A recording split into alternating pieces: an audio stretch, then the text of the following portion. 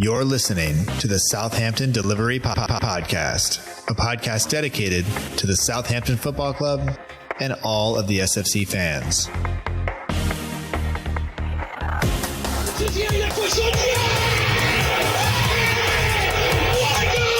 If you want to have guarantees, you have to buy a washing machine. Fonte with a scooping header. We don't lose a match, either we win or we learn. And today we learned. Подача, Остин! Все-таки забил! It's infield to Mane, 25 yards out. Lovely ball for Bella. Onside, 1-0! Buffon shot! Oh my word! Unbelievable. We ran around the pitch like Bambi on ice. It was very, very embarrassing to watch. And now, your host, Matt Markstone. Hello and welcome to another episode of the Southampton Delivery Podcast, a podcast and newsletter dedicated to the Southampton Football Club and all of the SFC fans, and available right here on southamptondelivery.com. My name is Matt Markstone. I am the host of the show. No matter where you are, no matter how you may be listening, whether this is your first time or you've been here before, thanks for making the show part of your day. I hope you enjoy it. And I hope that no matter what else you are doing, whether you are back to work, whether you are constantly working, whether you are not working, whether you're just at home or whatever it is, that you're enjoying yourself. And once again, thanks for making the show part of your day. I'm quite excited this week for more interviews, for more discussions about the season that we just had, and a tiny step forward, a slight look ahead as to what will come with this show. We do have an announcement that you will learn about, a slight addition to the show, and something that I'm very, very excited about, very honored and humbled to be a part of. But we'll get to all of that. I won't take too much of your time right here because the episode is quite lengthy. Just to give you an idea of who you will hear from this week, we have Kevin McGee, who is a Saints FC fan living in Southampton, originally from Scotland. We have Dave Champ, who now lives in Ohio but is from Southampton. We have Dave Lee, who lives in Bakersfield, California, which is he's one of the closest Saints fans to me. And we have Will Dawe, who is the creator of Saints Archive and somebody who I was glad to finally get on the show. So let's jump into the episode. Once again, thanks for being here. I hope that you enjoy it. And as always, let us know what you think, and I'll talk to you on the other side.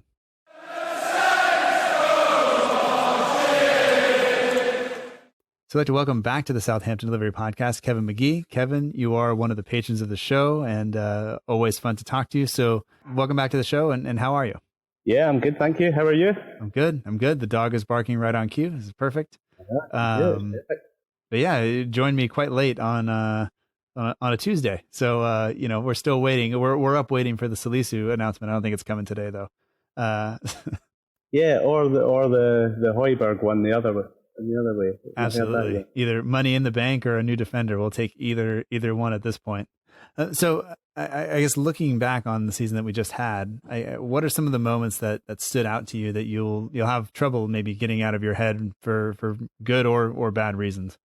Well, I mean, you can't ignore the virus, can you?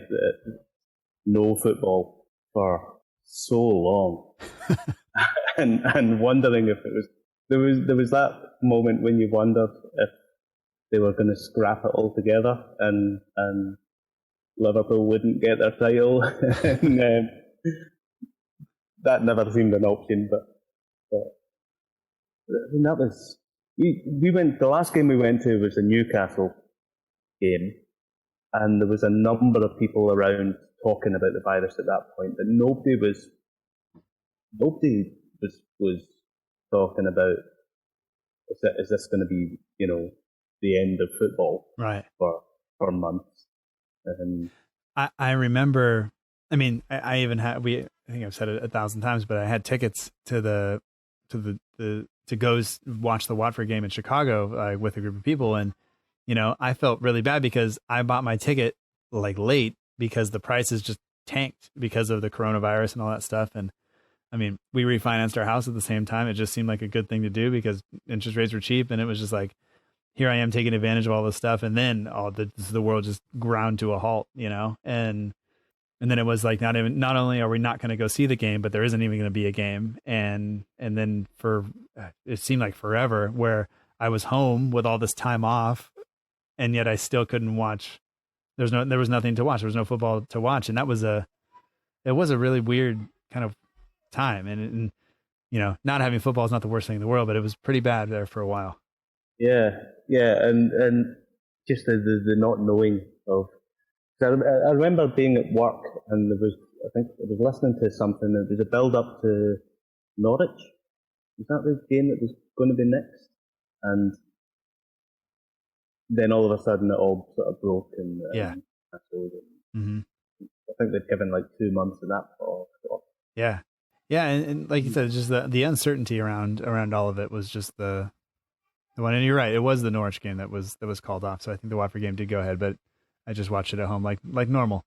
But I mean, what about players or like on field moments that stood out to you this season? Because I imagine Danny Ings gets a mention just in terms of the season he had, but maybe anybody else that you think of that had a particularly good year.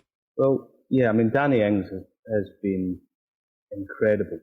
I mean, I didn't know he was going to be that good. I didn't know. I wasn't one of the people that were questioning, should we be spending £20 million on this player? But there's no way I thought he was going to be as good a defender as he is a striker and running all over the place. Yeah, he's been incredible. And you can talk about quite a few players. Jack Stevens, his turnaround has been incredible. Do you remember a point it seems like last season, where nobody wanted him anywhere near the team? Mm-hmm. And all of a sudden he's been incredible. Him and Bednarik have been excellent together. Shea Adams has been excellent. Again, a striker who hasn't been scoring goals, but at no point did anyone think we should get rid of him, or we should. Everyone could see that he was offering, stuff to the team, and we all kind of knew it would come. And everyone kept on saying, once he gets that one goal, it'll all happen for him, and it seems to have done that. He's got 4. Yeah, 4 and 6. It's been a bit disappointing, Bufal and Djenepo for me, in terms of sort of injuries. I thought the competition for Redmond would be really good, and they have been quite exciting when they've come on, but too many injuries. The injuries to those two were disappointing, and when you look at if everybody's fit, the depth we have at those kind of the wide kind of forward positions, or the whatever the 10s are, or you want to call them, you like the options that we have there, and it's quite strong. Yeah, and I was quite happy to see Armstrong kind of force his way in there, because he kind of melds the two.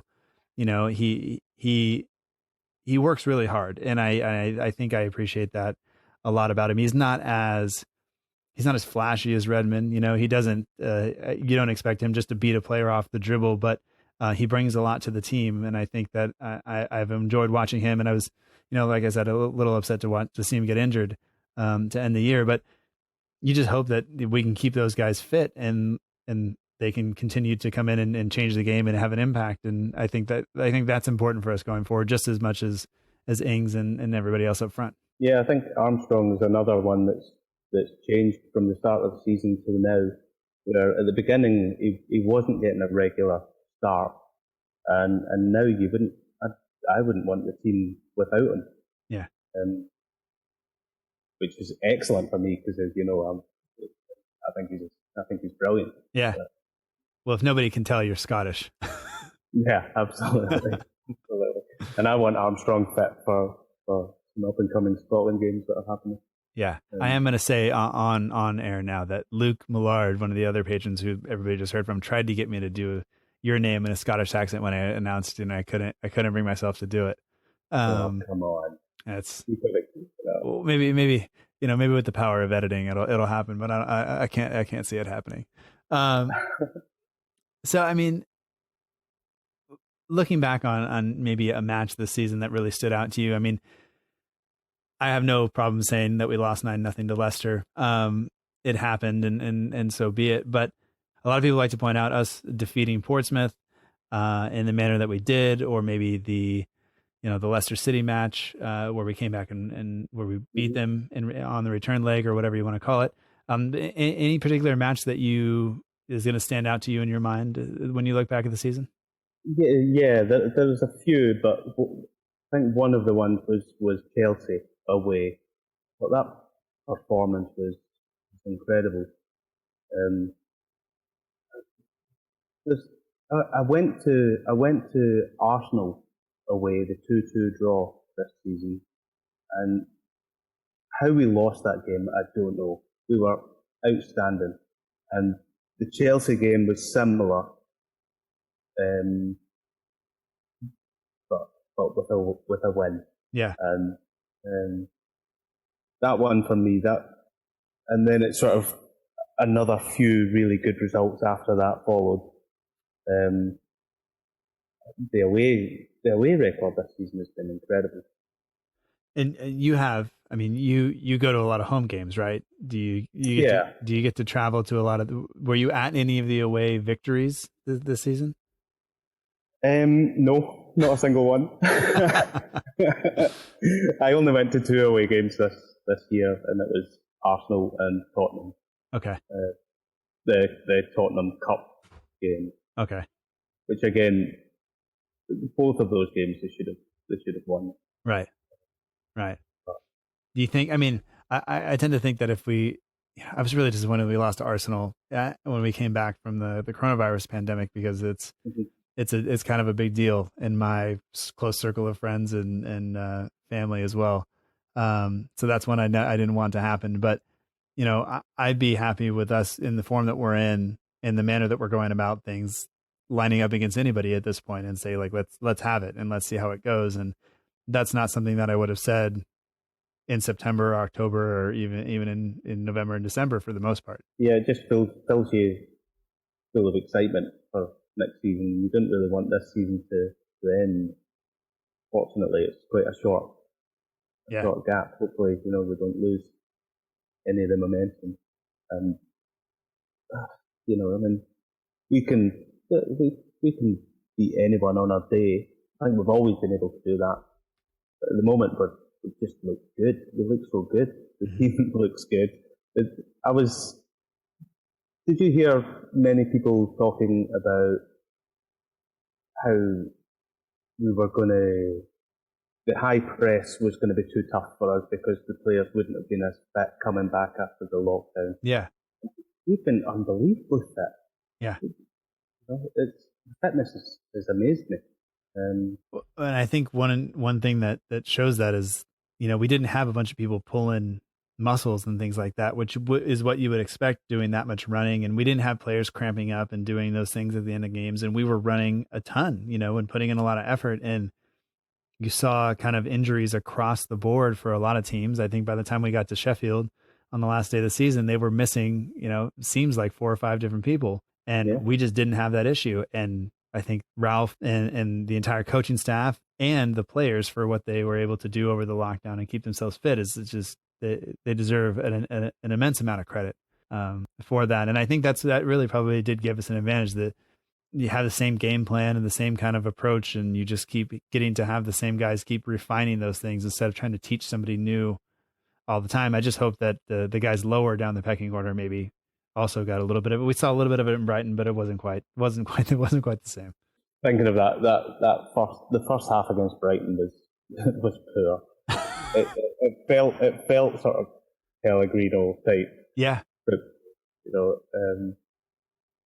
fortunately, I think Ralph seems to be quite good at giving the players a kick at half time. Yeah. He seems like a kind of guy, like I would like to have him as a coach. I wouldn't want to make him mad. But I tend to be okay with that kind of stuff. Like, not making people mad I'm good at that for the most part. I would say, like, between now and next season, we talked about momentum carrying over. Hey, what do you think the team needs to do between now and then? Obviously we have a lot of players who probably need to go, but are there areas you think that we need to address, or maybe it's keep KWP, get him in, or what do you think kind of needs to happen there to make sure we continue to progress? Yeah, so I think KWP is important. Hopefully he's enjoyed being here and he would like to play here. He might, I don't know what his situation is. Yeah, that's important.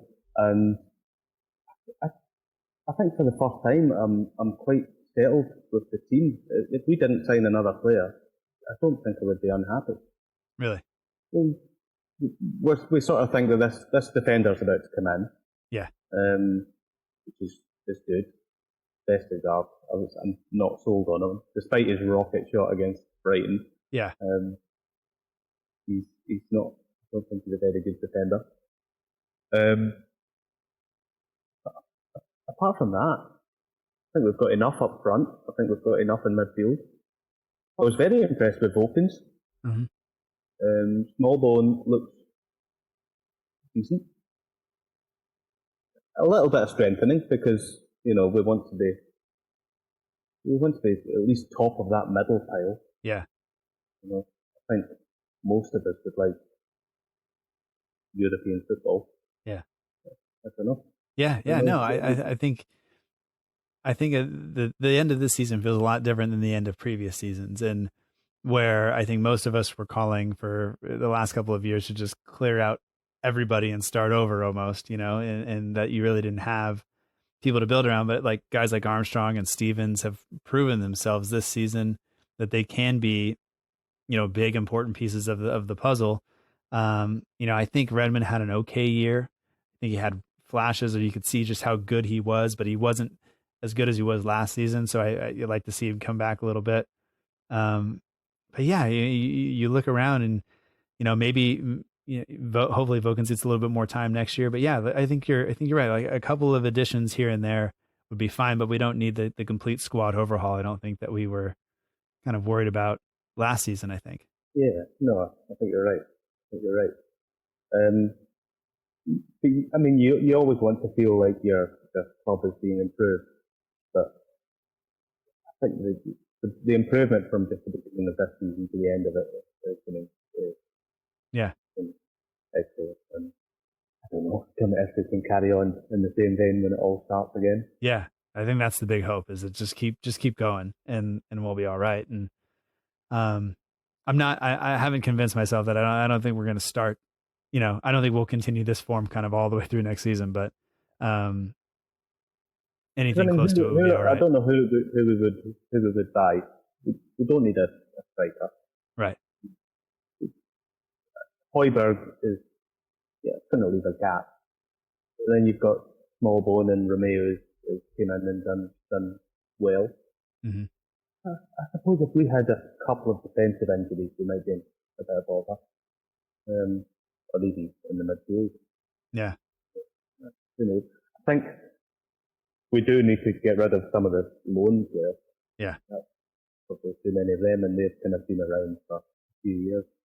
Yeah, you look at guys like Elianusi and Carrillo and Lamina, and you think, either something has to happen. Either they need to come back and get a spot in our team, or probably move on, because just having them on loan, I think, only hampers our abilities. Because if you're going to go out and make a signing at this point, it's not going to be a guy that's going to sit behind JWP and Romeu and Smallbone, who can play there. Like, you don't want to sign a fourth choice central midfielder. That's not what you want to do. So if we're going to go out and make it that signing's going to cost, 20-25 million. Exactly. And we don't have that money because we got these guys. It's got to be better than what you've already got. Yeah. Yeah. Considering who's going to want to come to a club where the fourth choice. Right. I mean, if that's the case, we just get Harrison Reed back and say, have at it, Yeah, I mean, but he's one of the ones that could come back and possibly, slot in. Because I don't know how, I mean, we've got a couple of players that maybe don't have that long left. Yeah. Shane Long and Romeo, maybe. Yeah, you wonder how Romeo would do holding up over a full season at this point, now that it's, because there were a couple of matches where he had to be pulled off late. He was getting subbed off, which I don't think under Puel he was doing that. I think he was mostly in there, other than if he was pulled off because he had a yellow card, which was often. Yeah, I mean, but anything else on the season that you think like you would want to point out before we call it?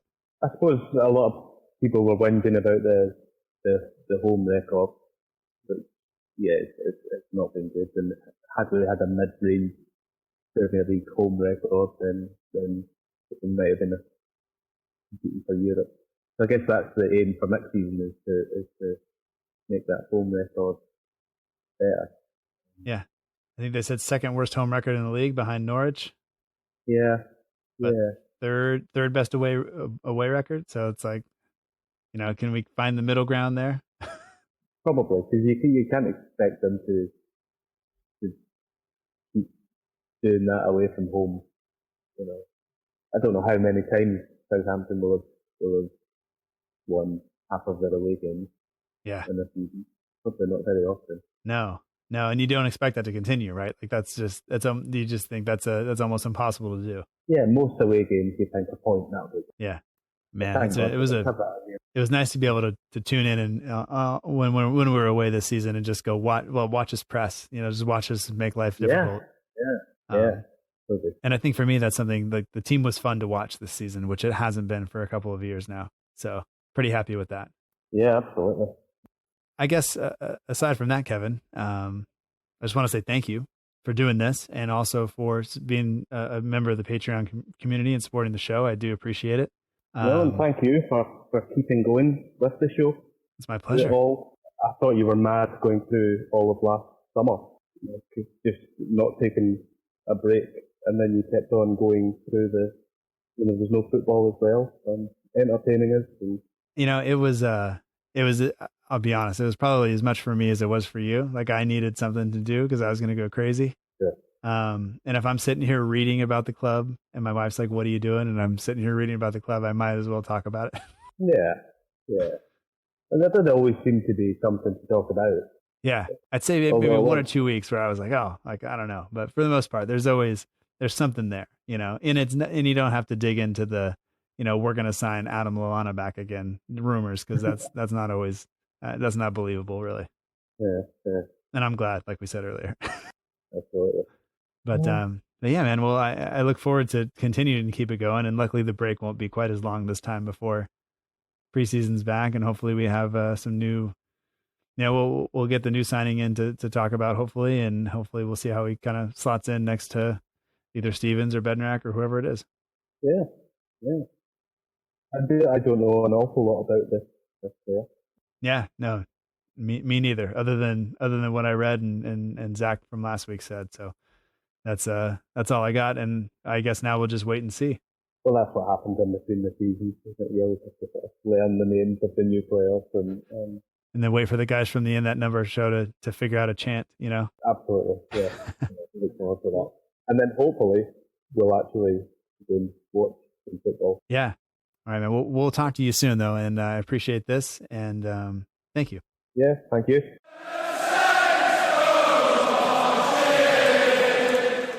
We'd like to welcome back to the Southampton Delivery Podcast, Dave Champ. You can find him on Instagram. The link is in the show notes. Dave, welcome back to the show. It's been a pleasure to catch up with you over the past couple of minutes. Yeah, thanks, Matt. Glad to be here. Yeah, we're talking about how much we enjoy the weather. I was just talking to somebody in England earlier, and they said it's super hot and muggy. Yeah. And I guess that's just what summer is like there. I'm enjoying the weather today. I hope you are too. I know you had to work, but hopefully it's treating you all right. Oh yeah, it's real nice to be off of work and just sitting and relaxing in the air conditioning. I think really. Yeah. So let's talk about the season a little bit. We'll start with just like a standout moment. Like if somebody asks you, tell me about Saints during the 2019-2020 season, what's the first thing you're going to tell them? I think it's been a season of recovery and finding where we fit together as a team, really. We started off pretty much the way we always start off a season, not really getting it together too well. We had a couple of surprising losses, and I think everybody thought, well, here we go again. It's going to be another season of struggling. Mm-hmm. And then I think when we had that really bad defeat, we got hammered 9-0. I think everything needed to be thrown back in again, and we had to go back to basics and find out what we really wanted to do and how we were going to come together as a team. But I think up until then, we were struggling a little bit. Yeah, I think that moment's definitely going to stand out. I think we'll be reminded of it over and over again. It's just one of those things that, at least I would say, with the school year getting canceled halfway through, I didn't have to hear about it for long from the kids. Right. We had enough breaks after that and everything else. So it's all I right. remember when we had the rematch, when they very, very abruptly started playing back the highlights as the players were warming up. Uh-huh. I was thinking, well, that's maybe not a good thing to do from the point of view of, putting the other team, too far down, because I think Saints took a lot of encouragement from being reminded of that and knowing it in their minds that they weren't anywhere near going to play like that again. Yeah. Well, it's kind of one of those things too. Like, just if you're that much better than we are, then just go prove it again. Go beat us 9-0 again. You don't need to show the highlights, Like, I think that's, right. I don't know. I try not to rub things in people's faces like that, because I always fear it's going to come back and bite you. And it did, which I thought was good. What about players? I mean, obviously Danny Ings has scored just a ton of goals this season. He definitely deserves some mention in terms of standing out. But was there anybody else for you that stood out in their performance this season? I like to mention Stuart Armstrong, because having watched him several times and not really knowing too much about him when I first saw him, I just think it's just really cool how he's dug in and done really, really well as well. And partly it's nice to be up with Danny Ings. And I think he deserves definitely a very big mention. I'm kind of impressed by him on how solid he is and his work rate and everything. Yeah. And of course, Shea Adams as well. Shea Adams, we talked before about Shea Adams being a firework that, failed to go off. When you like him and, you walk back and then suddenly nothing happens and you think, oh, I've been ripped off here. This isn't a good firework. And then suddenly, in the Man City game, he scores the winner, and then the next few games he comes, into his own again, and he scores some more goals. And I'm just excited to see what he does when everything starts up again in September. Yeah, I think that's awesome that he's found where he wants to be, and he's got that goal-winning mentality going back again. It's awesome. Yeah, I think he's going to be really good for us going forward. It's nice to have some stability in the starting lineup and see somebody really attach themselves to that role. And maybe he's helped a little bit by Djenepo suspensions and injuries and Boufal injuries, but I think he's definitely made that spot his. And it's going to be tough to kind of dislodge him, I think, if he keeps playing the way he's playing. So right, I think it's confidence and momentum, and you can say that the momentum with Southampton as a whole is built up quite nicely in the second half of the season, really, especially after we came back from all the COVID business. The momentum is really, really built up, and that culminated in Ralph getting the manager of the month for July. Yeah, which is very well deserved, because he really has kept the team together. I don't think it's easy for any manager over the shutdown to keep the momentum for the teams going. I mean, we saw it on the first few games after we came back. Teams were wandering around, not really knowing how things were going to go down. Really, yeah. It was almost the first team to react positively to having the break, and the rest that were going to do well. I was a little bit worried, given that watching the Bundesliga a little bit. I didn't watch it a ton, but it seemed like the teams who were super reliant on their fitness, which Saints are, and their pressing, which Saints are, struggled the most with the return of football. And I was really worried that was going to spell a disaster for us. But I was totally wrong, and I'm happy with that, because whatever Ralph did coming out of that break, getting the guys fit, keeping everybody kind of in sync with what he needed them to do, we were just lights out. And I'd say other than the Arsenal game, and then a little bit in the Brighton game with the heavily changed lineup, we didn't look super sharp, but it eventually works out. So I would say, what what was the biggest surprise of this season? You know, obviously the 9-0 was a shock, but I'd like to say it's something other than that. But what really surprised you this season, from whether it's a player or a match or, you know, Ralph or whatever it was?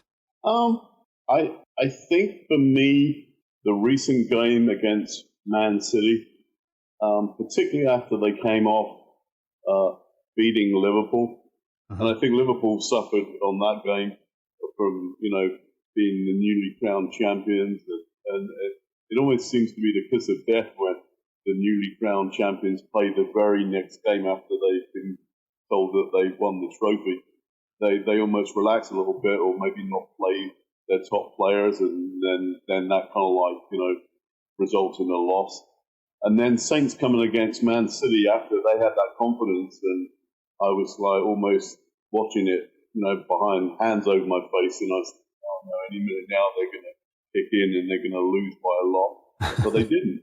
And then, you know, Shea Adams came up and he stepped up and he scored the goal. And I think that was the biggest surprise that I can think of. Yeah. No, that was definitely... They turned it around there. It was definitely one of those matches where I wasn't expecting to get anything. And then it was just, you know, that was a tense match. I mean, there was no... Yeah. There was no. I wouldn't even say that one was enjoyable until the very end. But that's right. It was tense, and I remember. I know what you mean. I was sitting there, kind of tense, watching it, thinking, "Yeah, any minute now they're going to lose it. They're just going to lose it, and it's just going to slip away. Maybe not right now, but very, very much at the end." Yeah. And then Saints almost did a flip on it when they played Manchester United. They did a flip on United, because United are classically, over the years, known for winning it right at the bitter end. Mm-hmm. And Saints last season, the previous season, lost a lot of games in extra time. And I was thinking in the Manchester United game, oh man, they're going to lose this. They're going to lose this right at the last minute, you know, 90+6 or 90+7. Then they end up, you know, winning it and just getting it, you know, in terms of, you know, being on top of the game. And it was just like, whoa, yeah, this is pretty good. Yeah. You know, if they've got the staying power to do that to a team like Manchester United or Manchester City, then that is really, really a good omen for the next season when they start playing, you know, other teams as well. Yeah, yeah. All right. Well, I mean, is there anything else you'd like to say about the season before we wrap this part up? Just that I'm excited for the next season. I think really with new teams coming up from the Championship. Leeds, West Brom, and Fulham. Well, Fulham we know about. Yeah. West Brom I haven't seen for a while. They have good old Charlie Austin. Oh, that's going to be interesting. Yeah. A little bit of sour grapes there, I should imagine. I mean, I hope that fans are in the stadium by the time that he gets back.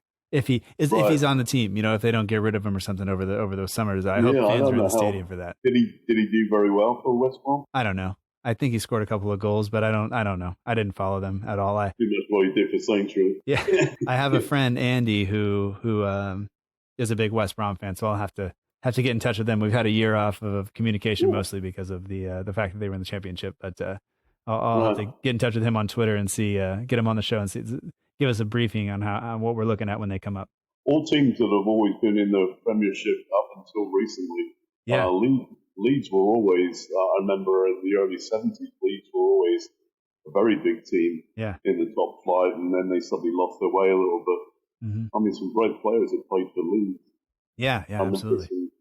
Some fantastic FA Cup finals involving Leeds. I think there was one where they lost to Sunderland at one point, which wasn't supposed to happen, but anyway. It was like a local derby, that one.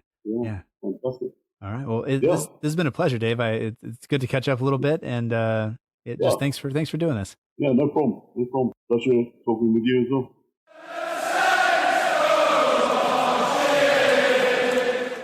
We'd like to welcome back to the Southampton Delivery Podcast, Dave Lee. You can find him on Twitter at @AODaveLee. He's also on Instagram, and links to that are in the show notes, as well as the link to a podcast, which, Dave, I didn't tell you I was going to talk about this, but am I right in saying your 1000th episode is coming this week, or was it released last week? I forget. Our 500th episode came out last week. So, I mean, I'm shooting for 1,000. It'll only take me another 10 years to get there. But yeah, we had episode 500 of the technology podcast my dad and I produced together. So yeah, cool little milestone there. Yeah, cool little milestone until the guy asking you the question has the wrong number written down. No, it's all good. Congratulations, man. Like that's I appreciate that's a lot of episodes. Yeah, you'll be there soon enough, I think. I mean, my dad and I, we started 13 years ago, and so that's about 40 episodes a year. So I know you're right up there with that number. But yeah, it's been fun. It was just started as just a fun little thing for my father, my brother, and me to get together and start talking about a little tech, and it's turned into quite a little history and story of podcasting. Yeah, and before podcasts were cool. Yeah. Exactly. Anyway, so let's talk a little bit about Saints season. If you're okay with that. Obviously, a lot of moments to talk about both on and off the pitch. But if you were going to tell somebody about this season, just kind of what's the first thing that you would say to someone if they asked you about this season for Saints? Well, I think it's sort of been the same sort of story that I've told people the last 2 or 3 years, and it's just roller coaster. And that's exactly what the season has been, where we had a abysmal start to the season. We had a decent middle part and an excellent finishing. And if that is anything, that's a Southampton supporter. You know, that's exactly how the seasons tend to go, whether it's we're carouseling through managers, whether that's carouseling through transfer players that either work or don't work, or signings that work or don't work. But I think this year you can kind of use that same synonym to kind of talk about where the season's gone. I mean, from the starts where we were just struggling to find any sort of identity, and then I think one of the defining moments for me was the 2-0 Chelsea win, and just seeing how that team adapted and changed from that other match that a lot of people always tend to bring up, which is a defining moment for the club. Sure. But at the same time, I think even through the roller coaster of emotions as a fan and roller coaster of the season and in the table, I think we finally adapted and learned the style of play that Ralph's looking for. We learned how to create havoc and create turnovers on the defensive side. And I think ultimately one of the biggest things I like to talk about when people ask me about Southampton is that I feel like we've turned into a bit of an opportunistic club, right? And we're creating those turnovers. We're scoring goals when the opponents make mistakes, and we are creating a lot of those new opportunities that I don't think previous clubs under previous managers and previous players would have been able to do. So I think in a nutshell, I think it's another roller coaster season, but I think ultimately we proved to be quite opportunistic throughout the campaign. Yeah, absolutely. I think it's a good way to put it, because there were points in the season where you wouldn't see us getting goals in certain matches we found ways to do it, whereas I think in previous seasons we would have found ways to miss those chances and then give them away at the other end, and it was nice to see it kind of turn around. Well, what about player-wise? Obviously, Danny Ings has scored a ton of goals and things like that, but he obviously deserves some recognition, and hopefully he wins the Player of the Month. I know the voting is up for that.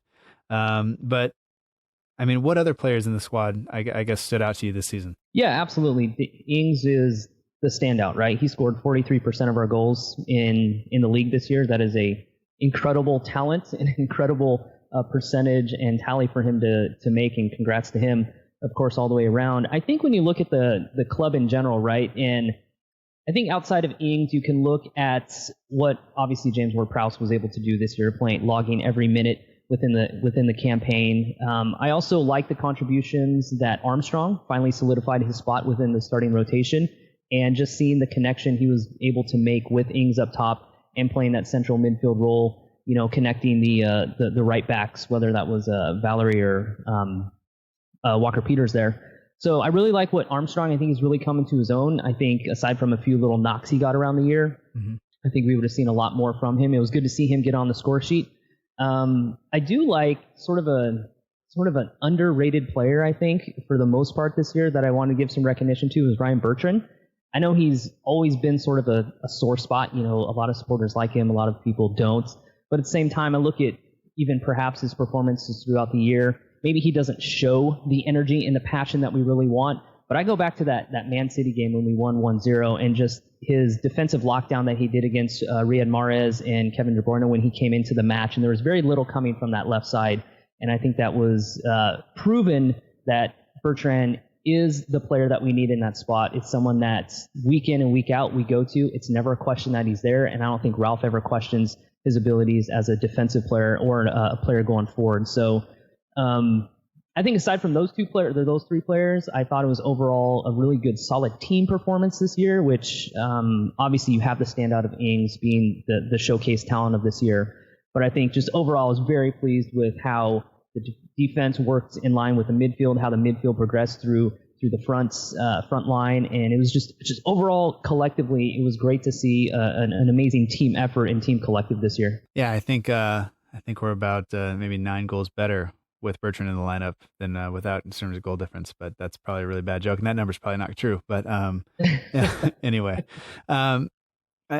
looking forward a little bit, I mean, obviously Salisu, there's talk of him, we're just waiting for him to be announced, and I think we even said that last week. We're just going to continue to wait because Southampton will do it when they're damn good and ready. But I guess what else do you think we need in the transfer window in terms of making sure this momentum kind of continues going forward?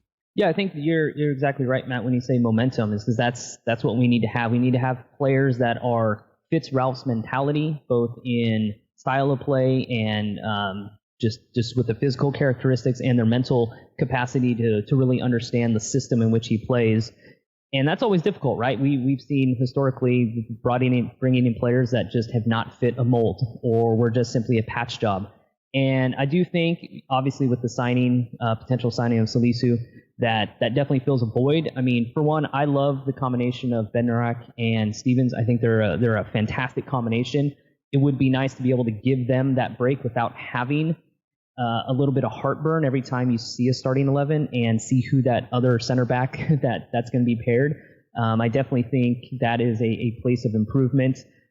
I really think, of course, we all know the defensive midfield position is sort of up for grabs, right? We know that Højbjerg is out, that Romeu can fill that void. Is he a liability to some extent? I've always been a big fan of him. I think he has the ability to not only bring that physical nature that I think is sort of a dying breed with that defensive midfielder position within the sport of football in general, but I do think we need to solidify that position long term because we know Romeu has an easy ability of picking up several yellow cards and some potential reds. Kind of the position he plays kind of requires a lot of that. But I think that's definitely a position that we need to look forward to. And whether that's someone in Germany, whether that's somebody within the league already, or it's somebody within the academy, I think that's definitely a position we need to look at. Yeah.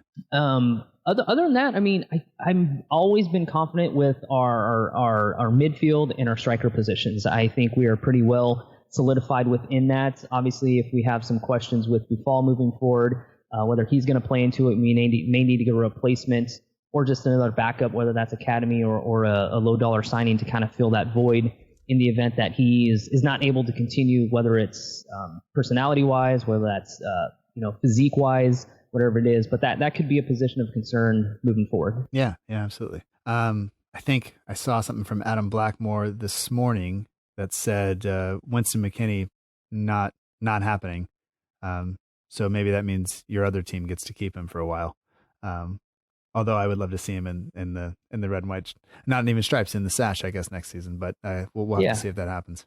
Yeah, that's always the transfer rumors, right? They run rampant this time of year, and you never quite know if there's any legitimacy behind them. And I just, as a Schalke supporter, I do know the ups and downs and pros and cons of having a Weston McKennie on your team. I won't go into that because, as you said, it's probably not a reality. But yeah, I mean, there's certain things that Ralph looks for, right, in players, and if knowing that he's going to be here for 4 years, I'm confident in signing he's going to make that's going to improve the team. So I think for me, center back, obviously the club may be getting their defensive midfielder and someone potential on the left side of the offense to kind of fill some voids if needed. Yeah, absolutely. I guess last thing before I give you the chance to kind of say whatever it is that comes to mind, but I guess what's been the biggest surprise this season? And I mean, there have been things both on and off the pitch that have been there, but I guess for you, just what's the biggest surprise? That if you say the 9-0, that's fine, but you pick what it is. I want to say the biggest surprise is, for a personal level here, is that I'm really confident anytime we line up with our starting 11 now. Over the last 3-4 years, or even at the start of the season, I never had that confidence, right? I was always like, we can either lose 4-0, we can win 4-0. We never quite knew exactly what sort of team was going to show up. We weren't sure of what energy, what sort of home form or away form we were going to get. And I think that's been the biggest surprise, is that when I wake up, check the starting 11, turn the TV on at 7 a.m., I'm overly confident that our team can show up. We can play with some of the top 6 clubs. We can defend really well, and we can capitalize and take points from the bottom half of the table, that I think we have the quality to do so. So that's what I can say as far as the biggest surprise all year is I finally have grown in some confidence to say that, yeah, come kickoff, we can do this. Yeah. Is it going to be tense? Yes, of course. It's going to be stressful. Absolutely. We're going to have a lot of anxious moments throughout the year, whether a poor defensive clearance, some missed opportunities up top. That's the nature of football. But finally, I think I can say, I'm fairly confident when we line up that our team can take on any team within the league. Yeah, absolutely. That is a nice change, huh? Yeah, it's very nice. Yeah. All right, Dave. Well, I just want to say thank you for doing this. Congratulations on your 500th episode. I'll correct myself from earlier. Appreciate it. And it's once again, it's a pleasure to talk to you. I think you're the last Saints supporter that I've seen in person. So it's a pleasure to talk to you here again. And we'll have to make sure we do it again at some point soon. Yeah, always available.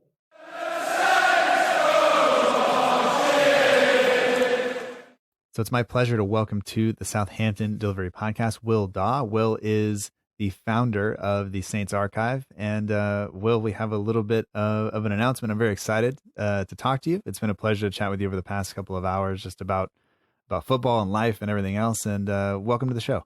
Yeah, thanks for having me on board. I really enjoyed our chat before we went live. I think I haven't spoken for over 2 hours solid about Saints football in quite a few months. I think obviously since lockdown and the season and not being able to meet many people, it was good to catch up with you and talk football essentially. Yeah, I'm just sorry we couldn't share a beer because it was too early for me to be, I guess, doing that with any sort of respectability over here. So I've had coffee, and I don't know. I didn't ask what you were drinking. Maybe I should have, but well, I'm just on water. But I'd figured for yourself, drinking alcohol, say with your breakfast, is a slippery slope there. It is. I think the last time, I want to say we were down 3-0 to Chelsea inside, I want to say the first half, and I just said screw it and went and got one. But I think that was an FA Cup, maybe the FA Cup semifinal. Is that where we got last couple of years ago? I don't know. It's been a while. I try not to do it very often. But anyway, I'm really excited because we've been talking in Total Saints podcast, who you've been a partner with for a long time and doing the Total Recalls, announced that they were going to be kind of ceasing to produce episodes. And we both kind of spoke with Ben and each other.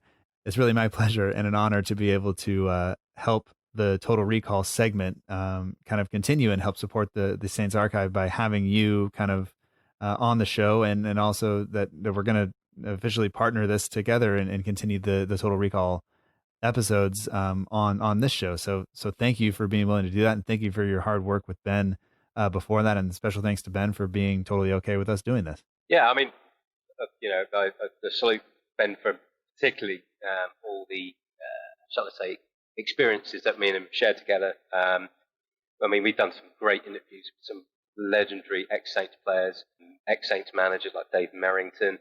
We've had the opportunity to do our own sort of thing where we talk about a game from the past. I'd also like to say as well, the best thing about this is I've developed a really good friendship with Ben, and I do wish him all the best and what he tries to do in the future, maybe with TSB. But Total Recall will always be his baby. He started it, so we're just continuing on the dream, shall I say? Yeah. And the name of the segment will stay the same and all that stuff, and we'll just try to continue and do it justice. And if people don't, I imagine most people will know what the Saints Archive is, but if people don't, there are links in the show notes to get to you on Twitter and Instagram and the Facebook group, and also the Saints Archive website. So people can visit Saints Archive, and why don't you just kind of fill people in on what exactly the Saints Archive is and what people can expect when they show up in the group or on the website.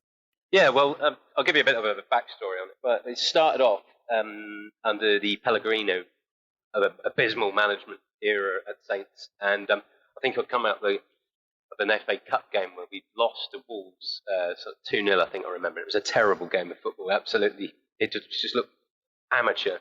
And I was so frustrated with the manager, I thought, what do I do? And it was meant for myself originally. What do I do to kind of keep my interest in football, keep my spirits up, while we go through these dark times? So we created a simple Facebook page, and I thought, stick to a few rules on it. I don't want it turning into negative free-for-all where we all moaned and complained about the current season. So I thought, nothing better than having nostalgia to look back on. So we look back on some of the bad times, the good times, post videos, memorabilia people have up and, that collected over the years, personal memories and experiences of going to games home and away over the years. We got now, I think, in the region of 40 former ex-Saints players actually actively in the group. People like Glenn Cockerill. He's one of our most active users. He will talk to supporters all day long in there. And he's a really, really nice guy. He runs charity football matches once a year, raise money for local sort of community-based projects and that. We've got Terry Payne, club president, who's also a member of the group.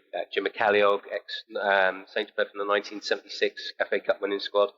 And it's developed into a bigger beast than I ever imagined, to be fair. I mean, I started off thinking about, I'll get 300 or 400 people in there all talking Saints history, then that'd be a success. It'd be a nice little community thing.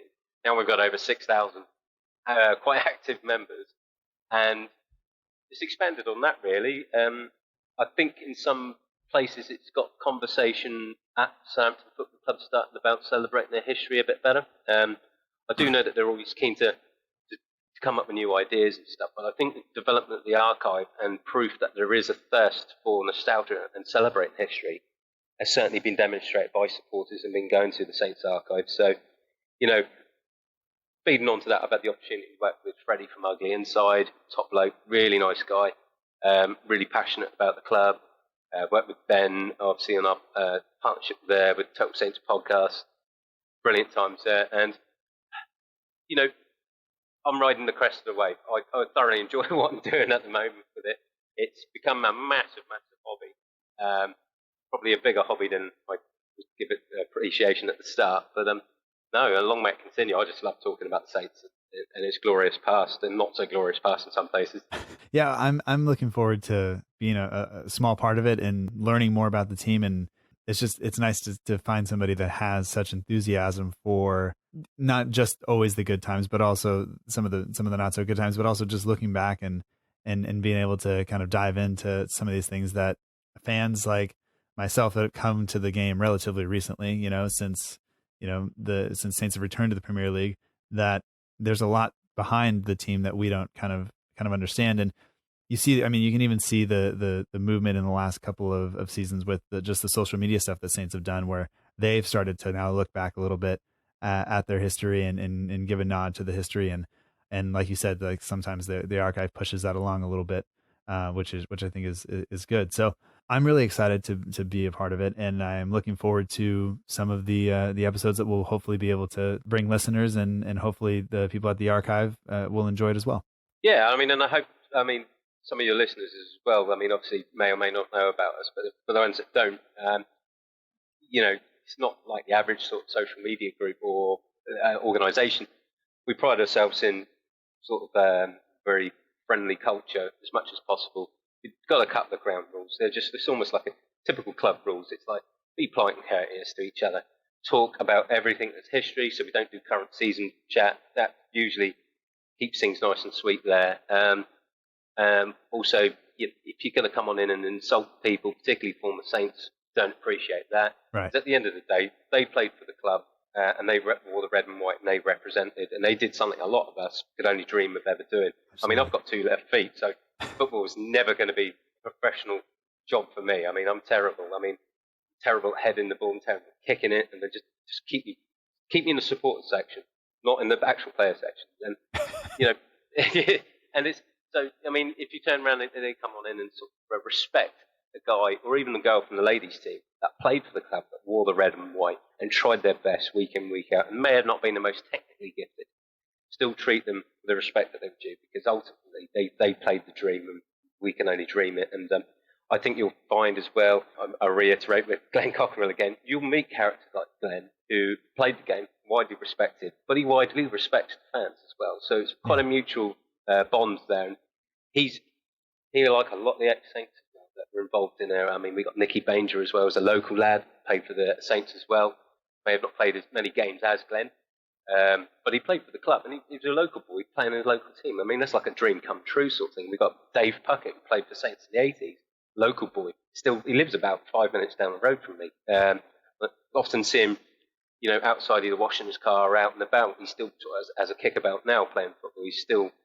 He'll talk to you for hours on end about football. I mean, and that's ideally what the archive has thrived on. It's these ex-Saints meeting up, and sometimes it's on a Friday night or a Saturday night when they've had maybe a beer and they want to reminisce themselves, and they just go in there, they're just chatting away to everybody. And I think Glenn particularly had an impromptu Q&A the other week where the comment section on one post just went absolutely wild with people going, "Oh, Glenn Cockerell's in it. Oh, wow, he responds." And so they're all banging away questions to him, and then he's replying back as quick as he can. And you can always tell Glenn's posts, not just by the fact his name's on the post, but he types in capitals and uses a lot of emojis. And he'll always be a legend of the emoji use in all of his text messages. And particularly in the archive, he's very famous. In particular, his drinks emojis. It'd be like a beer pint glass emoji, cocktail emoji, champagne bottle emoji. He uses them all. And it's a source of good amusement for us. He's certainly got a passion for football. And like all of them, they've all got a big passion for football. They talk to sports for hours. And I think ideally what happens is it recreates that connection between player and club like they used to have. So at the Dawe, they'd finish a game of football, they'd walk off the pitch, they'd shower, get changed, and then they'd go to the pub with the supporters after the game. Yeah. You wouldn't get that nowadays. Not disrespecting Danny Ings, he's probably following club policy and rules, but you wouldn't get him nipping down to Brown's pub just down the road from St Mary's, walking in and going, "Hi guys, the first round's on me." Yeah. Because the club probably discourage him from doing that. Whereas we've got ex-players that are in a group that treat the group kind of like a virtual pub on a Friday and Saturday night, where they just go in and go, "Hi gang, how's everyone doing?" And it's brilliant, utterly brilliant, and it's been really good fun running it. Yeah, and it's, for me, like I said, it's just, you go in there and it's such a different world than just getting on Twitter and looking at the Saints FC hashtag. It's night and day different, and it's something that even people, I think, who maybe are tired of Twitter or all that stuff, or Instagram, they can go into the archive, they can go into the Facebook group, and they can, you can just be reminded about what it is that maybe some people made them fall in love with the game in the first place. It's just the support and the love for this club, and the kind of mutual respect between fan and player that is there. And maybe you'll run into a former player in there, and you'll get a chance to ask a question and get it answered. And that feels good, like that, getting that interaction and getting to just get a glimpse of something like that. It can be really, really special. Yeah, I think that I'm not someone, as I said, I've never wanted to take anything from the way the current team operate and how they use PR and stuff like that. But they've got to protect their players, because I suppose in the way this day and age, they're now sort of worldwide international superstars in some respects. TV is bigger. They're shown across all over the world. I think in a way you've got to protect them somehow. The players of a certain generation that we have in the archive are sort of, in a way, the last time we could engage with players as they were back, say, 20, 30 years ago. And, it's just been an incredible experience. The fact that you'll get a couple of their former Saints that played in the same team together, and they're both in the archive, and sometimes some of the feedback, they have a conversation between themselves, and it's like, you think you're in the changing room with them, because they're heckling each other, they're having a bit of banter, playing with each other. One will remind the other one of something that happened 20, 30 years ago. So they're reminiscing about their own careers amongst themselves inside the archive. And it's like, it's one of those sit back with a popcorn moments. I'm going to sit back, watch this, go see where this is going. And a couple of times, and it feels odd, a couple of times I've had to go, "Boys, calm it down a second, there's kids in this chat, in this group."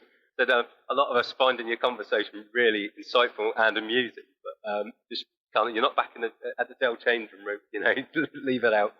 But No, it's all good. It's a bit of a shocker how, and I still get shocked by the sort of response support's got to it. I've got quite a few, I will admit, quite a few moderators and admins who help me do it, but they're all passionate people. They're all big supporters of the club, like Leon.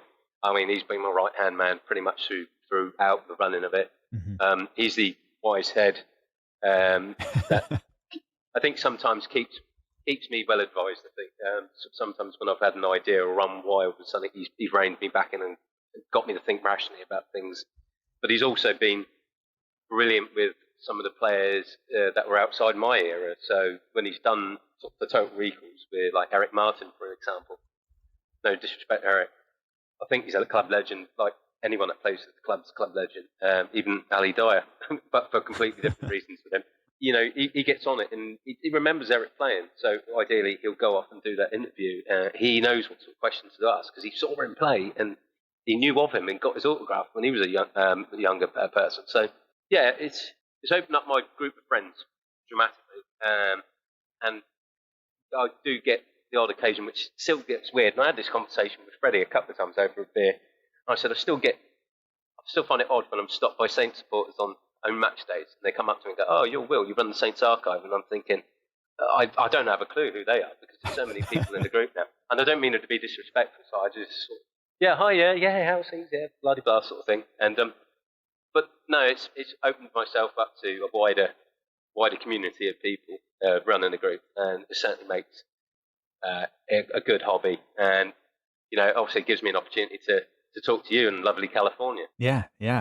This is my pleasure, and I'm very excited to do this, and it's an exciting adventure. And it's I think the only negative is the fact that, you know, we potentially are losing Total Saints podcast, which you know, that sucks. But I'm glad that this can continue because I think it's important. It's something that every time it's a Total Recall episode, it's something that I just get ready for a barrage of kind of history and new thoughts, and it gives me an excuse to go back and read up on players and times and transactions and matches and things like that maybe I wouldn't have. Maybe you just miss if you just go back and look at General Saints history because you know, sometimes not everything is easily findable or publicized. So it's been really good. But I know you don't normally talk about current season stuff, but I guess the most recent season is over with. So maybe I can ask you a couple of questions about that before we actually do an official Total Recall down the line a little bit. Yeah, well, as I said to somebody who posted what looked like I was in the archive, he said, oh, yeah, let's get voting for Danny Ings Player of the Season. And then he put, I know it's not archive, but we should support Danny. And I've gone, well, if I look up my own rules, it's current season's over, so we can talk about it. So yeah, I'm more than happy to talk about it. It's done and dusted now, it's fine. All right. Well, you mentioned Danny Ings. If you were, I guess if you were going to pick out a standout player of the season, he obviously gets a mention. Is it just Danny Ings, or is there anybody else that really impressed you this year? The standout obvious one will always be Danny Ings, and full credit to an absolutely incredible season he's had, particularly obviously having an injury problems at Liverpool, and then his first season with us, whilst he was still a lone player, he was still not quite the Danny Ings everyone recognised. But this season, what a comeback year for him, and rightly so. He thoroughly deserves any award that the club or the Premier League can give him for that. But I figured that would be the two obvious ones. So Danny, yeah, stand out. But I've had a personal nod, I think, with TSB's last episode, where I mentioned Stuart Armstrong as a notable standout player. Slow first season with us, but second season, I mean, I think he's been quite influential. He certainly, when he's been on the pitch, can turn the game around. I was at the game against Aston Villa. The atmosphere, that was absolutely incredible. And then particularly when Albafemi just launched the ball up to him for him to whack the ball into an empty net, because the keeper had come well off got to run up the pitch, I think. And he celebrated with the supporters, and I think he knows he's had a good season, and he knows he's got better support from the supporters because of that. So I'd nod stand-up performance, alternative stand-up performance, shall I say, this season to Stuart Armstrong. Yeah, absolutely. What about just moments of the season? I guess a good way to how I've asked it previously is, if you're going to tell somebody about this season, what's the first thing you mention as maybe the turning point or the moment that we have to acknowledge happened? Obviously, other than that Friday night in October.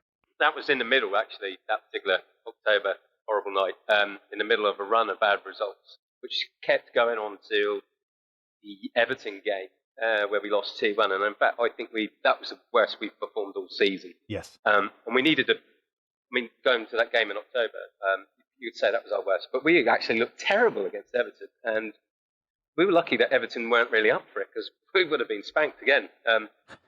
And we went into an Arsenal game on the 23rd of November, I believe, not really expecting much. But we got a result out of it. It was 2-2. Yeah, it was a draw. But we played a lot better. We played like we'd been given a kick up the backside. And then there seemed to be a stem of good results, like the win against both Watford and Norwich. We had a couple of hiccups with West Ham and Newcastle, and then we bounced back again with a winning away to Villa. Mm-hmm. Beating Chelsea 2-0 on the Boxing Day, 26th of December, was absolutely incredible. I think that was when Obafemi scored that great goal of his. Uh-huh. And then we just carried on this roll. So I think it was that Arsenal 2-2 / Watford 2-1 win, back-to-back sort of, straight after a long run of absolutely horrendous results. We went into Christmas rocking and rolling and seemed to have, if anything, got better after lockdown as well. We certainly are the fitter team out of anyone in the Premier League. Fitness levels were incredible for a team that was essentially locked indoors for 2 or 3 months. We'd see a lot of, I don't know if it's done for social media aspect because they had to keep up the content, but the club showed that our players training from home and doing Zoom calls where the trainers were in their own home and they were making sure the guys were putting in the effort. But something's clicking. Ralph, at that Arsenal game, something clicked in his head. Don't know what he did. I heard rumour that he'd gone home, gone back to Germany to, spend time with a few friends who still manage in the Bundesliga. And I think a few of them sort of said, you've lost the identity of what Southampton Football Club are about, and that's keep them playing to what they're good at, so attacking free-flowing football, and do that. And yeah, you might concede a few, but as long as you score more than you concede, then you'll get a result. And it's been so much more entertaining. You can see in Ralph as well, his mood's got a lot better. You can see he's now found the winning formula for what works with him and the current team. And yeah, answer the questions, definitely that Arsenal game 2-2, the turning point for us. Yeah. Well, I mean, and it's very clear now, especially since lockdown, Ralph is enjoying the games. He's enjoying the football, and that translates. When you see everybody down there, it's hard to really get behind the team when nobody looks like they're having a good time. You think back to the Claude Puel and Pellegrino seasons that we were just trying to get through matches. Even if we won, it was still this kind of almost head in our hands. Like, I'm glad they blew the final whistle because I don't want to watch sideways passing anymore. And now, it doesn't feel that way. There is excitement and tension throughout the whole match. And sometimes, we concede that goal and it's like, how do we do that? We're so open, but then again, who cares? Because we're just going to go down and make life miserable for everybody. And that's, I'm all for that. So it's been really, really good to see. Moving forward, obviously the transfer window is open. It's a ridiculous time to look at anything on Instagram or Twitter or anything, but, Salisu is supposed to be coming in at some point, supposed to be announced. Kyle Walker-Peters is probably there. That's 2 defensive kind of reinforcements or replacements, if you want to say. But what else do you think the team needs to do in terms of being able to continue this momentum and going forward? Get rid of some of the dead wood would be nice. Because, the negativity of those players can't be... Hopefully the club and Ralph separated those players on loans because the negativity they were bringing the rest of the squad down. Deal with transfers a little bit quicker. So say, for instance, your Wesley Hoods or your Højbjergs. If you don't want to play for us, go. We'll take the money, you can go. The ones that want to play for us, obviously, we'll put the effort in. So I think having such a large amount of our players or our books out on loan is not good. For whatever reason, they just haven't fit or clicked.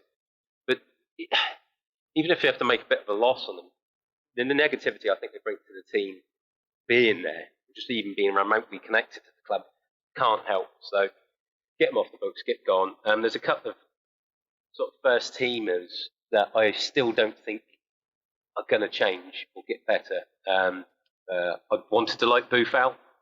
He showed glimpses of talent, but attitude, is it there? I mean, I just think he blows hot and cold a bit too much, and he's not fitting in. He's not working. So maybe consider moving on for him. I mean, some will probably argue with me and say no, he will turn good. But how long do we want to wait? It's for him to do that. One great goal against West Brom under Pellegrino's era is not something that people are going to remember about him too much. He's got to give a bit more, I'm afraid. He does seem to be made of glass. He always seems to get injured really easily. But I don't know. I'm glad I'm just not a football coach, because these are tough decisions that management will have to make. I'm sure they do all the time. Transfer-wise, I never like to speculate. I do think if they are moving towards concentrating on defenders, on strengthening it up, and going by the performance of Walker Peters, if they have got him in the sights, and I'm confident they probably do, but if they have got him in the sights, I hope they move heaven and earth to finalise that deal. Even if Højbjerg doesn't go and then changes his mind, I still want Walker Peters off the Spurs books. He seems quite an approachable chap as well. He seems quite interactive with the fans, and we like him too. And he just seems a natural fit. He gets on board with the Saints, the Saints idea and how we love to do things. I mean, wait and see. I don't want to really speculate too much. I know other centre backs, central defenders, and other defenders we mentioned, but until the club announced it, it's kind of like, let's just be pleasantly surprised. Well, let's enjoy what we have for as long as we have it, and we'll welcome the new guys in as long as they don't go off on social media tirades against us, and then I think we'll be okay. What you mean, like Charlie Austin thing where he just just insulted everybody? Yeah, fine, mate. We were just paying your wages. That was all. Yeah, for sure. It'll be interesting to see, because West Brom are coming back up. It'll be interesting to see if he's coming with them or not, and what kind of reception he'll get when he comes back. So we'll have to wait and see. Also, he might benefit from us not being in the stadium when he comes back, if that happens. So we'll have to wait and see there. But Will, this has been great, and it's been a pleasure to talk to you. I think I'm almost ashamed to say we've been on the phone for about 3 hours at this point. But it's been a pleasure, and I just want to say thanks again, and thank you for being willing to work with this show and be willing to try to keep the Total Recall segment moving forward. And thanks for all the time you put into the Saints Archive. I know you said you had some help, but that's definitely when you set it up to be one thing and it kind of takes on a life of its own. Thanks for sticking with it and continuing with that. And I look forward to this, and I look forward to keeping up with the archive even more so than I have in the past. Yeah, and I really appreciate you wanting to do your thing and keep the Total Recalls going. I mean, just something when me and Ben obviously discussed the direction of TSP. I mean, Ben, without doubt, brilliant for what he's done with TSP, and for allowing us to carry on with the Total Recalls is certainly testament to the gentlemanly character he is, and not just that, it's a true saint, as well as he knows he's created Total Recall. He knows he put a lot of work in the Total Saints podcast, but to say, look, you take the mantle now and run with it, is not only generous, but it's proper saintly spirit, I think. Yeah, and if we can convince him to come back on and guest host one or two, that would be. It's probably the first he's heard of that initially, but that's going to him. So hopefully we'll hear from him in some way or another, whether TSP continues or we just get him on here every once in a while. But I look forward to it. And so people can expect to hear more from us over the next couple of weeks, and links to the Saints Archive on all the different social media accounts, and also the website are in the show notes, and it'll be on the website from here going forward. And I'm just really excited about the whole thing. So thank you very much, Will. No worries. I really appreciate it. Thank you. All right. So I will talk to you soon, and people will hear from you soon. And if they don't want to wait, they can head over to the Saints Archive, and we'll do that. But thanks for your time now, and we'll talk to you later. Absolute pleasure. Thank you.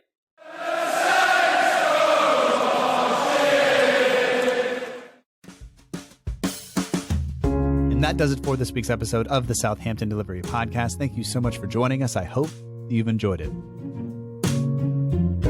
Special thanks this week goes out to all of the guests of the show. So Kevin McGee, Dave Champ, Dave Lee, and Will Dawe. Thank you all for sharing your time with me. Thank you for sharing your opinions with me. And I hope to talk to you all again very soon. And as I mentioned before, it is truly an honor and a pleasure to be able to help continue the Total Recall segment.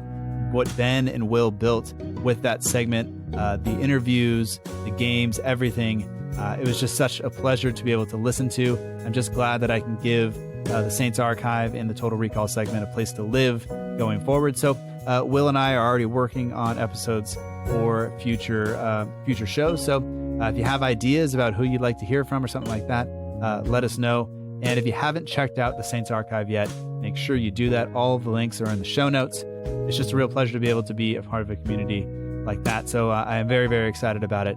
And yeah, that's all. So the show has partners, including the Southampton page. You can find them on Twitter at Southampton page and on Instagram at Southampton page 1. The logo was done by Matt Beeling of the We Are Southampton page on Instagram. And of course, the Saints Archive, you can now get links to their stuff also just on the show website under the partners and patrons section. So you can follow along there as well. Speaking of which, if you are enjoying the show and you'd like to help it continue, you can support it on Patreon at patreon.com/SFC Delivery. Patrons of the show get priority for having their questions answered each and every week. They also get access to a private chat, and $5 a month patrons get an extra podcast episode per month. So if you're interested, head on over there to patreon.com/SFC Delivery. If you don't want to do that, you can leave a review on iTunes or wherever you listen. It all helps out very much. All music for the show comes courtesy of the Free Music Archive at freemusicarchive.org. The intro song is Epic Song by Boxcat Games, and the end of show credits that you're listening to right now, The Same is True by Auditor Bear. That does it for this week. We'll be back next week. We look forward to talking to you in the future. And until then, everyone together, march on.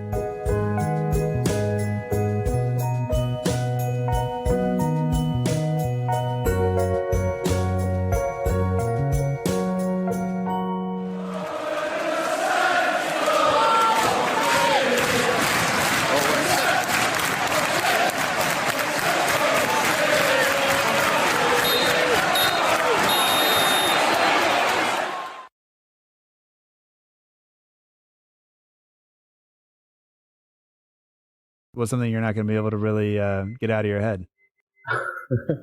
Is that a fire in your house? No, you know what it is the kids dyed their hair and now it's time to take it out. So give me a second. I'm leaving this in. No rush.